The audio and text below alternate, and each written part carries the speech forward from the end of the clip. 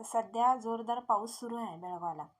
तर भाज्या तशा मनासारख्या मिळत नाहीत, असेल त्याच आणायच्या आणि खायच्या. बाजारामध्ये टवटवीत अशी दोडकी दिसली, दोडकी घेऊन आली. आता कोण कोण ह्याला गोसाळी म्हणतात आणि काय काय म्हणतात, कारण आमच्या इकडे दोडकेच म्हणतात किंवा दोडकी.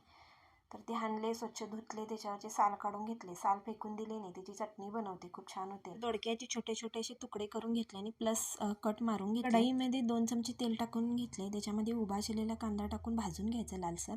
सुकं खोबरं टाकून घ्यायचं, ते पण चांगलं भाजून घ्यायचे. आणि थोडेसे शेंगदाणे आणि 4-5 लसणीच्या पाकळ्या आणि अर्धा चमचा तीळ, ते पण भाजून घ्यायचं. आणि मसाला थंड झाला की नाही मिक्सरच्या भांड्यामध्ये काढून घ्यायचं. त्याच्यामध्ये हळद, लाल तिखट आणि घरचा गरम मसाला कोणताही चालतं आणि मीठ आणि ओली कोथिंबीर टाकून थेंबर पाणी टाकून वाटून घ्यायचं. जास्त मसाला पातळ करायचं नाही. आणि दोडक्यामध्ये आत भरून घ्यायचा मसाला चांगला. आता त्याच कढईमध्ये थोडंसं तेल टाकून घ्यायचं आणि बारीक चिरलेला कांदा टाकून तेलावर परतून घ्यायचा.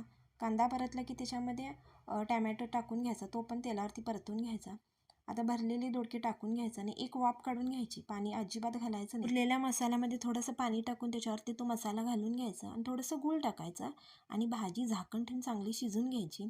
गूळ आवडत असेल तर तुम्ही घालू शकता, आम्हाला आवडतं म्हणून घालतो. खूप छान टेस्ट येते, घालून बघा एकदा. आणि चांगली शिजून घ्यायची भाजी आणि ओली कोथिंबीर टाकून घ्यायची. अशी करून बघा, परत परत करून खाणार एकदा केला. आणि व्हिडिओ आवडला लाईक